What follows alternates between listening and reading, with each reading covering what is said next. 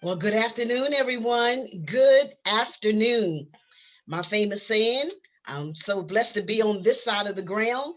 I am so happy for this particular day that the Lord has blessed us with. And this is what we're going to do today. We're going to introduce to some and present to others Project 365. I am Portia Wheatley. I am the founder and the president of a nonprofit organization acknowledged as Trophy of Life Incorporated. And we have the pleasure of rendering hope, encouragement, and inspiration to the whole wide world. Let me bring in my co host for the moment. Hello, everybody. My name is Takira Swan. I am so happy to be here with you today, and we have a treat for you, so listen in. We definitely do. We definitely do. And before we introduce our guest, I would love for you to go to our YouTube channel and subscribe to our channel under my name until we get enough that I can customize our channel, and that's going to happen very, very soon.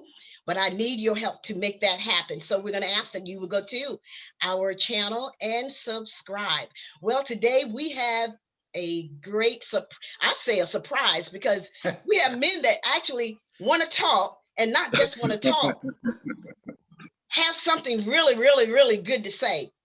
And today we're releasing the floor to widowers, those individuals who have lost their spouse after so many years, and I'll let them tell that. But I would love to introduce Mr. Terrell Whitener, as well as Mr. Aaron Duncan, correct? All That's right. correct. And Terrell is coming from Missouri, the state of Missouri, and Aaron is in Mississippi at the moment. And I tell you, it is such a pleasure to have Terrell on my side. We're on the same team.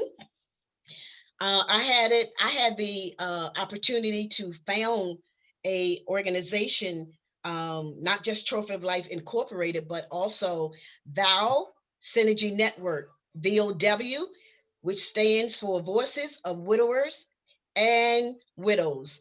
And we put individuals together, or we assemble individuals together from different states. And it's been such a blessing. You know how pastors come together to between celebrate each other and get support from each other and strengthen each other. Well, that's what Vow Synergy Network does. We come together to strengthen, empower, support, encourage, inspire, all of that. We do that so that we can get empowered and strengthened and all of that, and go out and strengthen widows and widowers. And I'm so grateful that Terrell is on our team and in that particular network. Well, Terrell, I am going to release the floor to you and to Aaron, but I'm gonna ask you to take the lead and do that thing Okay. that you do, that you always do. Okay. And I really All do right. appreciate the two of you accepting the invitation to come and speak with us about widowhood. Thank you. Thank you, Portia, and thank you, Takira. It is a pleasure for me to be with you all today, because it takes a lot of courage on Portia's part and Takira's part to turn their wonderful program over to men. And today the men are going to take over that Project 365. It's such a tremendous uh, effort. I follow it every day. The commitment to introduce new topics, the challenge of introducing new topics every day for 365 days. You know, I just want to applaud these two women, and definitely for their courage in turning it over to us. Because see, when you turn it over to men, you never know what you're going to get. But what I promise you today is, you will hear from two men who will give you their honest opinion, their honest input on something that has affected a fraternity that we are a member, that has 2.4 million members in the United States. None of us who ever wanted to pledge, none of us who ever wanted to be a part of that group. we are the group of people in this country called widowers. And when Portia extended this opportunity to me, I thought about all the different people and all the different contacts that I've had over this. On Sunday, for me, it will be 6 years since my wife passed away. On February 28th of 2015, my world changed forever, but the thing of it is that I say, as I introduce, when I thought about who I wanted to share this moment with, the first person I thought about is the young man that I'm about to introduce. Let me introduce you. I'll be presenting to some, introducing to others. Aaron Duncan Sr. Aaron is very simply my son-in-law, not in a made-up way, but in the Lord always in my life has never left me void. I was not, a daughter came into my life late in life. And there's something about fathers and daughters. When they come in, let's just put it plain, they take over. Okay. And it was such that, I knew her all my life. She was sent here by God to bless us all, but particularly to bless me at the perfect time in my life. And I believe the perfect time in her and Aaron's life as well. So let me present to you Aaron Duncan Sr. He is a very accomplished executive in hospitality, I believe with the Peachtree industry down in Starks. He's in Starksville, Mississippi. He said, for now, we'll talk about what that means later on.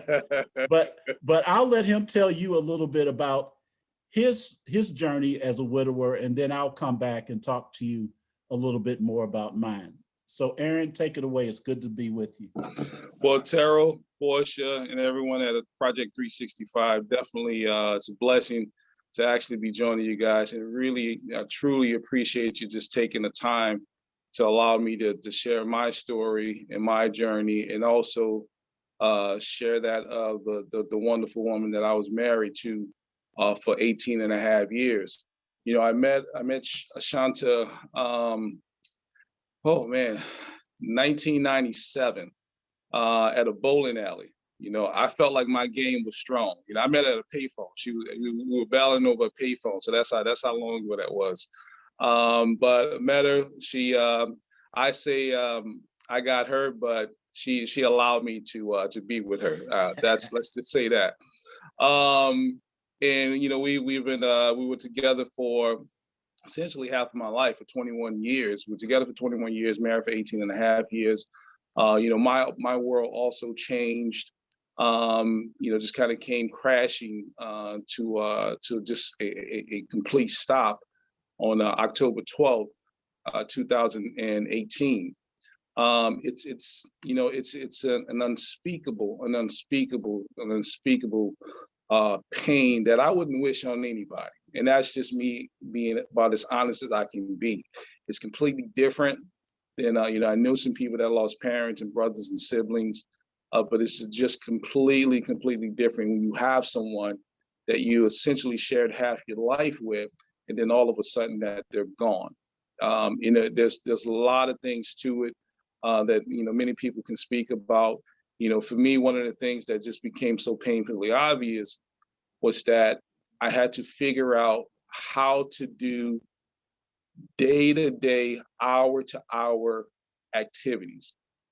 I couldn't figure out, what to do with my day, because my day, my life was so revolved around her and what we did together as a unit. That's and we have an amazing 19-year-old son.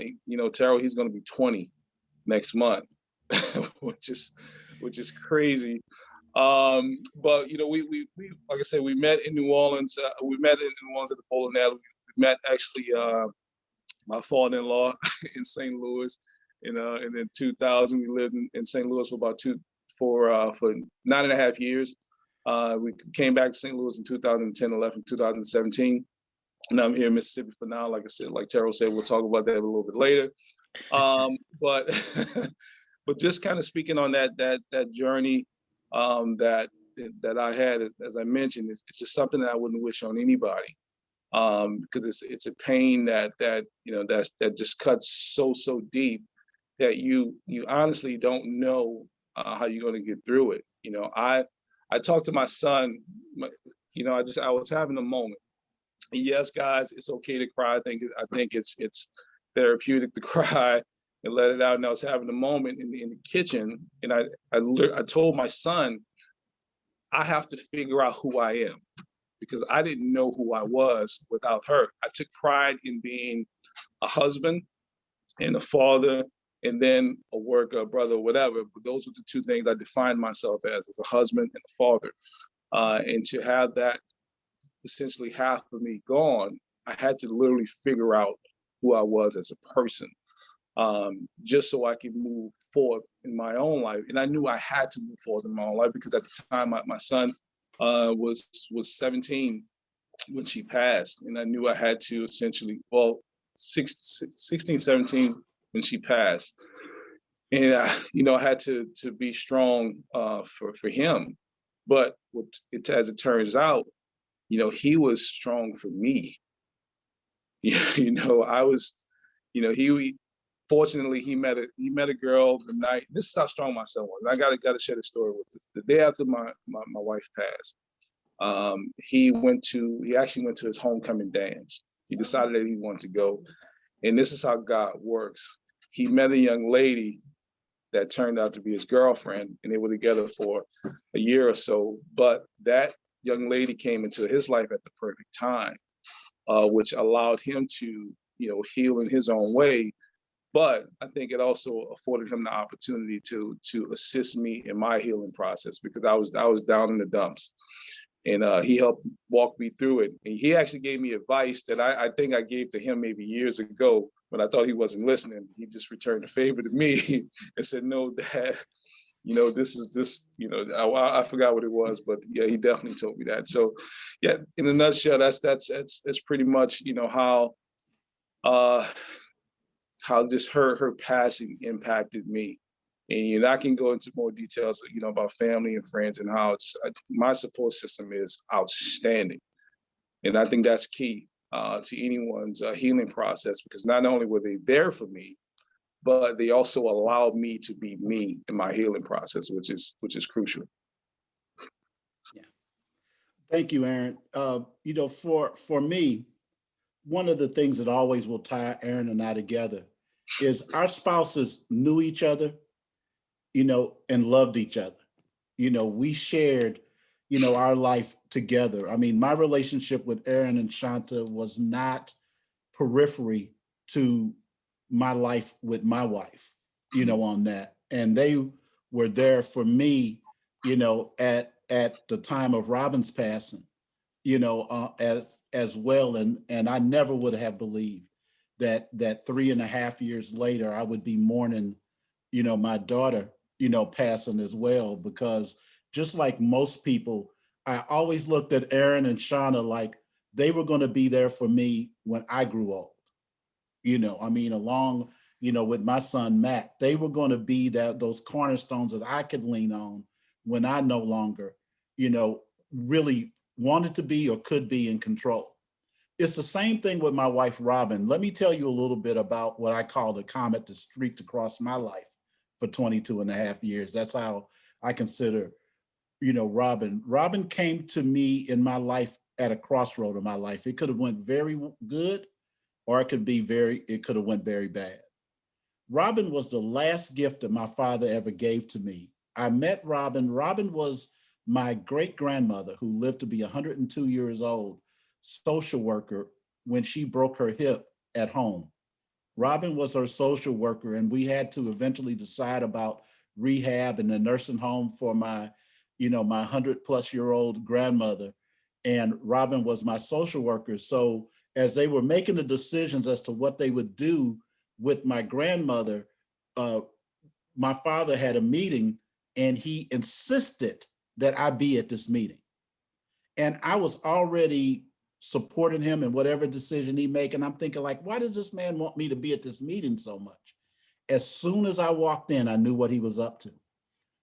My father was the most discerning person. He never got into our personal business, our relationship business, and whatever. So God used him to put me together with a gift that would move my life in the right direction on that.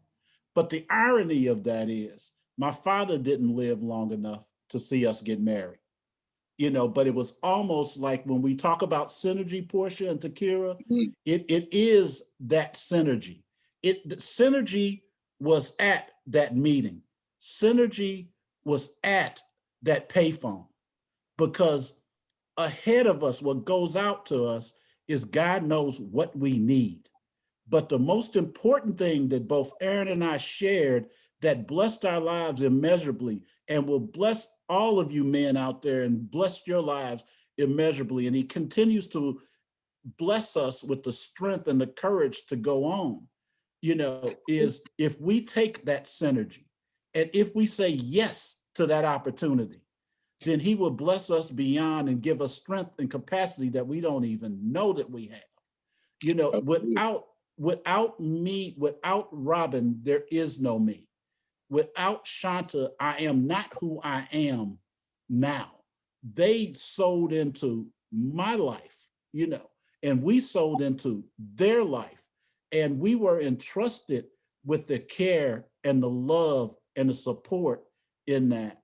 And that is what we have to remember, because until we're able to compartmentalize that, accept that, and use that as the basis to grow, we will not survive. One of the differences in the way, and I can, and I'll let Aaron piggyback on it with you guys' permission, is one of the things that I know now is in many ways, I feel more accountable to Robin now than I did while she was alive. Because the bottom line is I had a choice to make.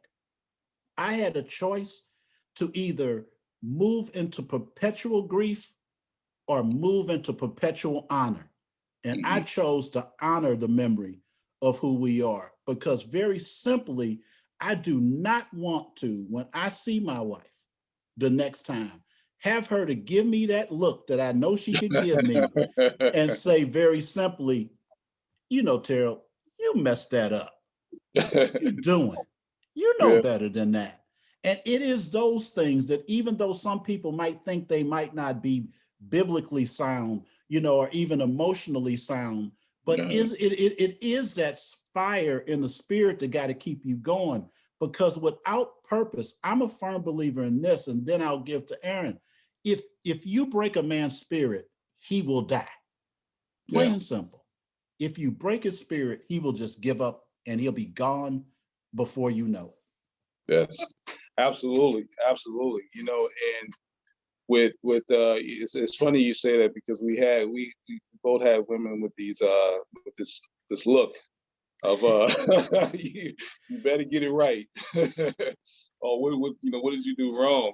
And I got a couple things to add to it, and I just want to share a quick story. And this is just the power of how God works in His own little way. One of the stories that I shared before was a meeting that I encountered. I was working at a particular place at a sheriff office in the year of '97, and this was actually June 14th when this incident happened.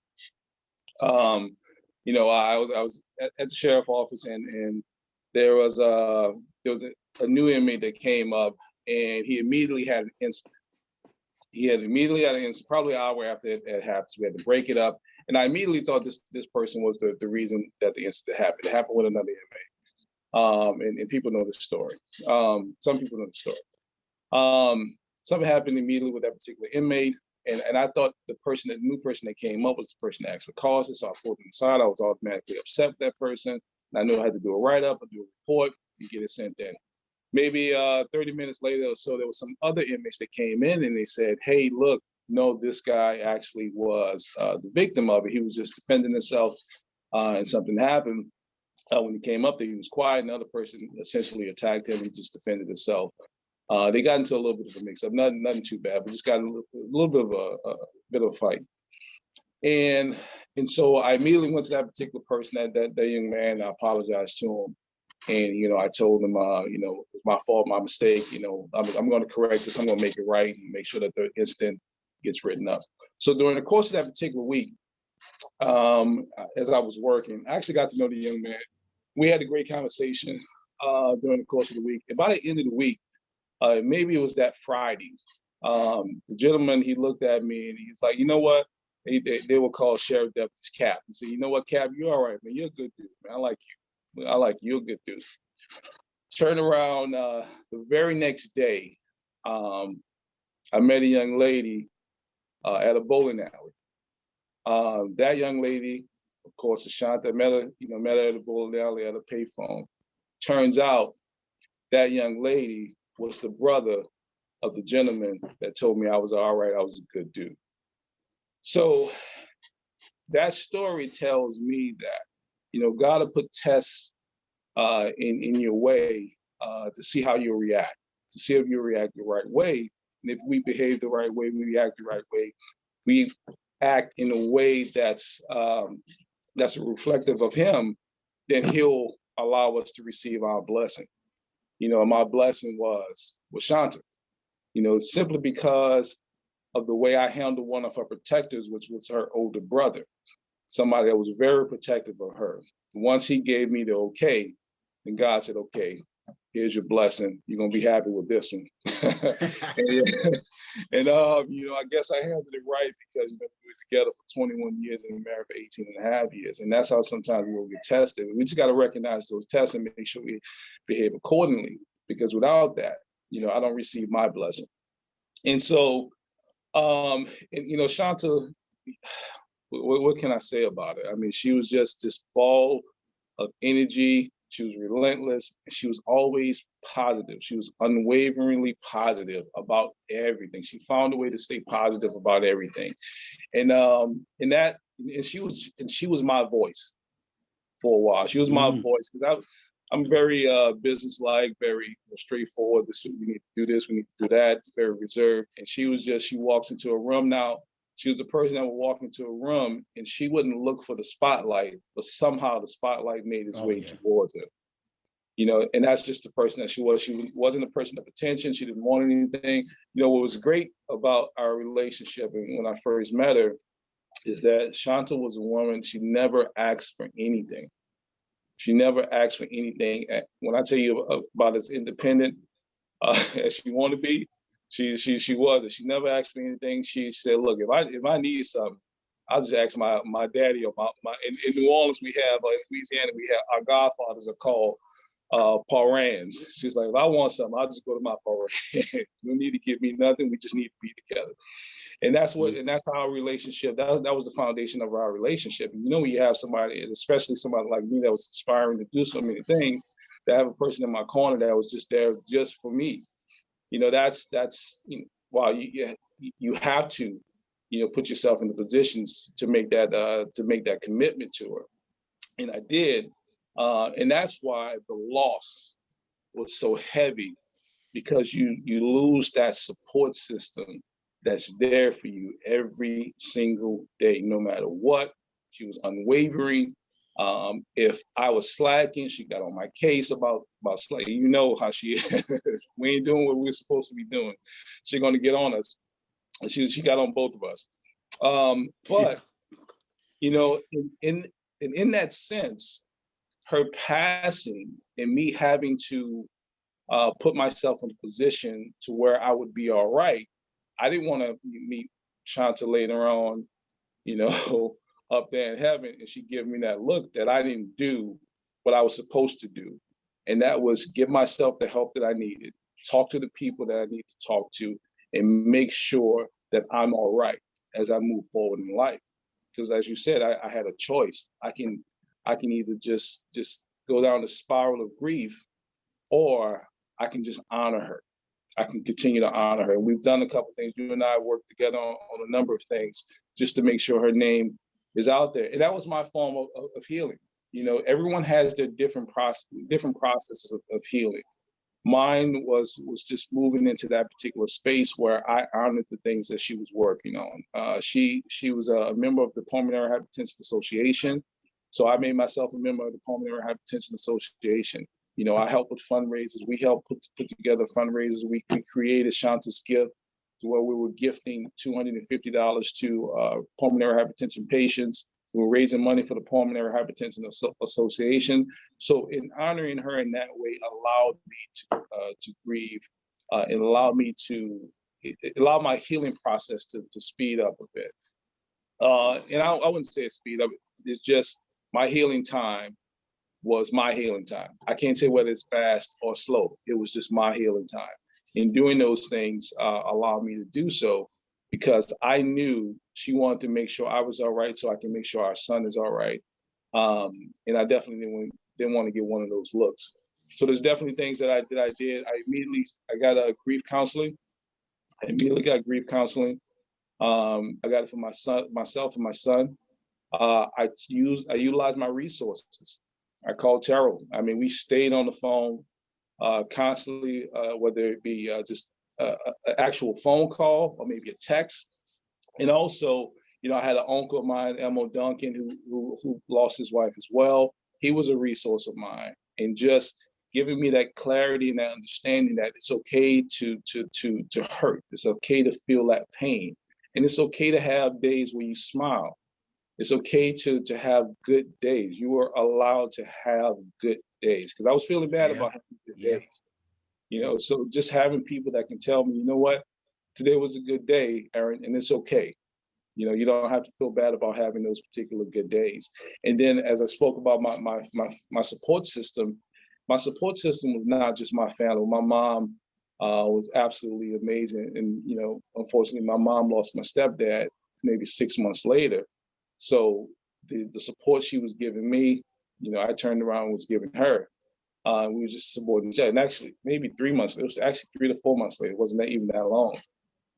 But that support system, you know, having a mom like I had, having my dad around, just having my family, that was great. But then I had my mother, you know, my mother-in-law, you know, Shanta's mom was absolutely just one of the strongest persons I've ever met.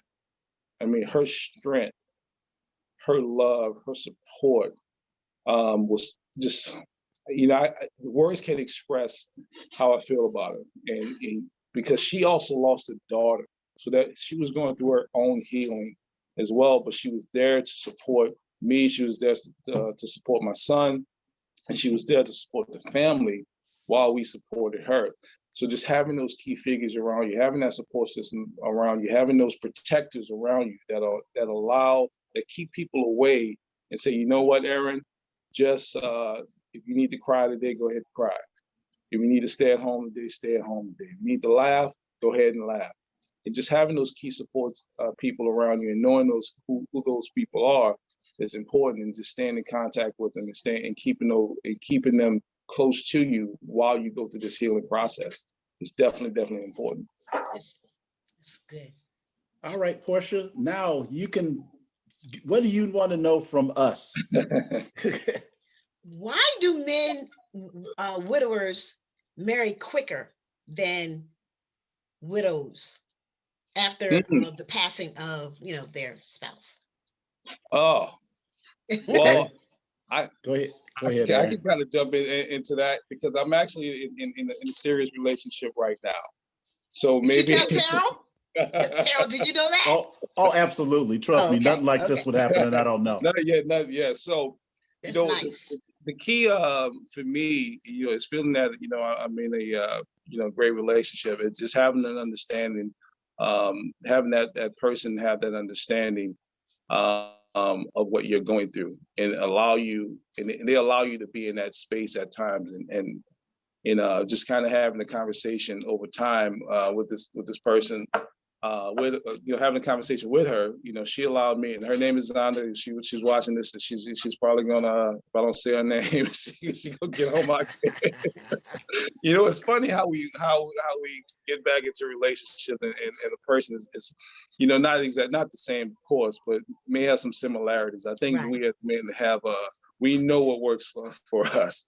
so she'll get on my case. But just allowing me to have those days where Shanta's birthday, or the day of her passing, or even on a Mother's Day when I think about my son, being respectful of those times. But I think for me, I know I felt like I'm a relationship guy. Okay.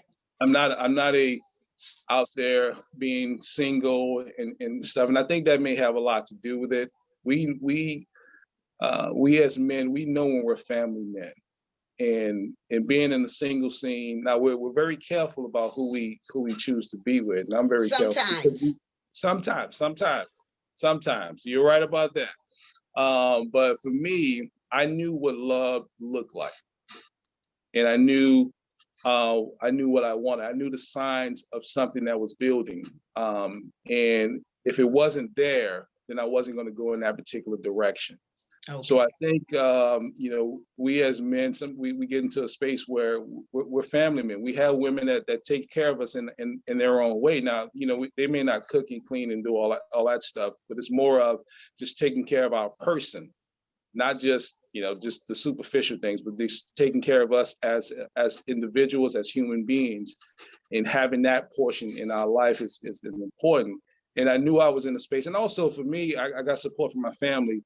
Good. From her family, not just my mate, but from Shanta's family that say, hey, look, whenever you get ready to make that move, we got your back. We support you. You did everything you needed to do as a husband.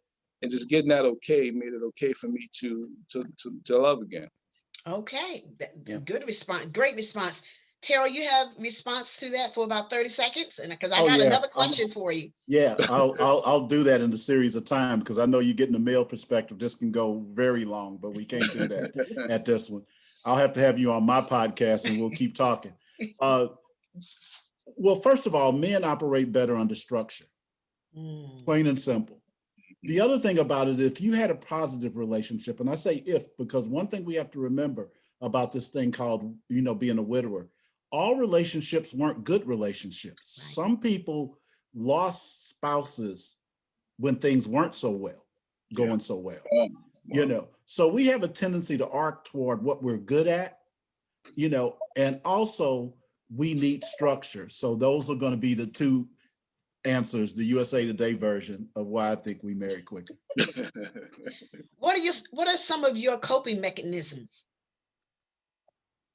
Kind of like coping from day to day, coping from. Yeah.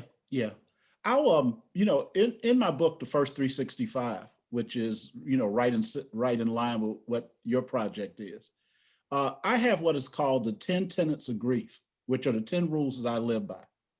And those are really, that gives me, as I stated before, the structure that I need to stay within in order to operate at my best, on that.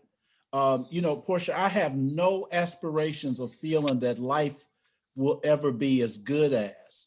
It'll be different than, and that's the difference. Aaron became widowed much younger than I did. So we're at different phases in life, but the similarities, what he's found and what I haven't found, is that we know what love looks like, feels like, and acts like. And that's what kind of, keeps us going, and it's our rules, on that. So I have 10 rules that I live by, and I do not stray for those 10 rules. All right. And what is the name of your book again? It's called The First 365. I've always put a tagline on it, but if you can find it in Amazon, you can find it at Author's House, or if people want to look up my contact information, they can get it directly, from me. But as Aaron stated before, I also was in grief counseling, and actually the inspiration for writing the book and the person that told me I needed to write it was my grief counselor, who did the foreword to my book. It was born out of the sessions that we had. So it was a pretty unique work and a very therapeutic work at the same time. Okay, our audience know, those that usually chime in know that I like to give away gifts. So any widower that is out in our audience, have to be the widower, not one of your female friends. email me at info@trophyoflife.org, and we'll make sure you get Terrell's book. Terrell, I'll get that book from you, but just hold on to it until I find out who it is, and then you can autograph it and then send it to me. I'll Okay. send it directly to them. Absolutely. Okay, cool. Great. And send me the invoice. All right. Oh no, there won't be an invoice. All right. Rah, rah, rah. See, that's what I'm talking about. That's what I'm talking about. Takira, thank you, gentlemen. I really, really appreciate it. Again, we seldom have men, of course, that are widowers to speak out and empower, encourage, and inspire. But you did that wonderfully today, and I really, really appreciate it. And thank God that he got Takira and I through where we gave up our stage and our platform to the men. Yeah. Takira is going to give us, I'm sorry, go ahead, Terrell. I hope we were worthy of your time. Absolutely was. Absolutely. Absolutely. Takira? I definitely appreciate us having you guys on the broadcast today and giving up the platform for you. I've learned so much, and it's really refreshing and wonderful to hear two mature men speak on their experiences with grief and to give encouragement to those who may be going through the same thing and don't know what to do. Because I've seen quite a few, not a whole lot, but I've seen a few men in grief from losing their significant other. And when you are not in that structure, like you said, whoo, you're a crazy person. It's like you're everywhere, and that's a ticking time bomb when you have a man who's not who doesn't know how to express his grief. So I would encourage anyone to share this, everyone to share this. Actually, this is a wonderful example to show that you're not the only one going through this. You're not crazy. This is a normal thing that happens. There's different phases of grief, and you have two wonderful, strong Black men here who are not afraid to express themselves and to say what they have gone through. So please take this as an example. And I really enjoyed you guys. I'm gonna have to pick up your book as well, just because it's really refreshing to see this and to hear your perspective. And just one more thing I want to reiterate, guys don't like listening to women sometimes, they give advice, but if you could just listen to what they've said, having that support system that they have really, really help them. And, your circle of people is so important, whether you are a widower or not, but especially when you are a widow and you are a man, you need to make sure your support system is good, because you can have a good support system, but do you have that good friend that's going to push you to where you need to be? Or do you have the bad friend that says, okay, well, let's go do this. So, to help cope with your grief, and it may not be the best. So I just want to say thank you so much. I really enjoyed you guys, and I would love to have you on the broadcast again. It's up to the big boss, but it's definitely a topic that we can delve into some more. Absolutely. That's a great idea. Terrell, it looks like someone is asking for your email address. So would you put that in when you get off? Can you put that in the comment section, please? I will, certainly. Great. Did we get everything, Takira? I believe so. All right. So don't forget to go to our YouTube channel and subscribe. Yes. And any questions you might have that may be personal, shoot them directly to me, and I'll make sure Terrell or Aaron gets them, and we will get a response back to you. All right. Thank you so much for the opportunity to share with you. And on that note, we are going to let you go, but we will be back tomorrow. All right. Thanks again, gentlemen. See you tomorrow, Takira. Love you all. God bless.